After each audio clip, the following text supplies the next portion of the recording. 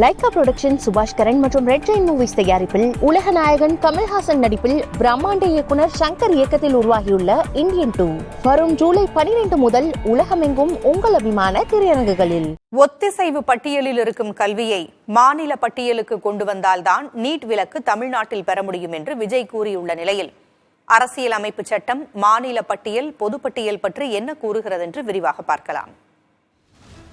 1975 ஆண்டு அவசர நிலை பிறப்பிக்கப்பட்ட போது அரசமைப்பு சட்டம் 57வது பிரிவில் 42வது சட்ட திருத்தம் மூலம் மாநில பட்டியலில் இருந்து நீக்கப்பட்டு கல்வி பொதுப்பட்டியலில் சேர்க்கப்பட்டது.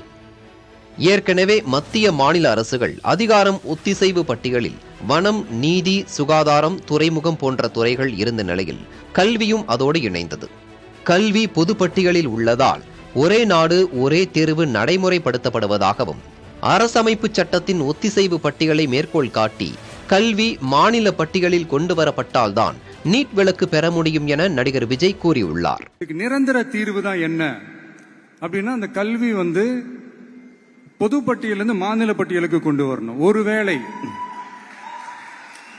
அதுல ஏதாவது சிக்கல்கள் இருக்கு அப்படின்னா ஒரு இடைக்கால தீர்வா இந்த இந்திய அரசியலமைப்பு சட்டத்தை திருத்தி ஒரு ஸ்பெஷல் கன்கரண்ட் லிஸ்ட், சிறப்பு பொது பட்டியல் அப்படின்னு ஒண்ணு உருவாக்கி அதுல கல்வி மற்றும் சுகாதாரத்தை அதுல சேர்க்கணும்.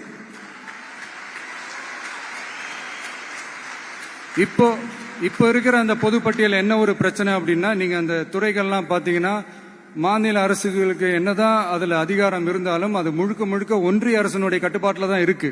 அதனால மாநில அரசுகளுக்கு அந்த முழு சுதந்திரத்தை அது தரப்பட வேண்டும் அப்படின்றதான் இங்க என்னுடைய தாழ்மையான ஒரு வேண்டுகோள். நடிகர் விஜயின் கருத்தில் உடன்படும் சமூக சமத்துவத்துக்கான டாக்டர்கள் சங்கம் நீட் ஒழிப்பு என்பதை விட நீட் விலக்கு என்பதே சாத்தியம் என்கிறது. தேசிய மருத்துவ ஆணைய சட்டத்தில் ஒரு திருத்தத்தை கொண்டு வந்தால் போதும், எந்தெந்த மாநிலங்கள் நீட்லேருந்து விலக்கு கேட்குறாங்களோ அவங்களுக்கு நீட் விலக்கு கொடுக்க முடியும். ஏற்கனவே இருந்தது தேசிய மருத்துவ ஆணைய சட்டம் 2019. ஏற்கனவே அது பார்த்தீங்கன்னா உச்சநீதிமன்றம் தான் நீட்டை வலியுறுத்தியது. எனவே அந்த அடிப்படையில் எம்சிஐ விதிமுறைகளை திருத்தம் கொண்டு வந்தாங்க. ஆனால் இப்போ தேசிய எம்சிஐக்கு பதிலாக, அதாவது இந்திய மருத்துவ கவுன்சில் பதிலாக தேசிய மருத்துவ ஆணையம் வந்துவிட்டது. தேசிய மருத்துவ ஆணையத்தில் நீட் நுழைவு நடத்துவதே ஒரு நோக்கமாக சொல்லப்பட்டிருக்கு.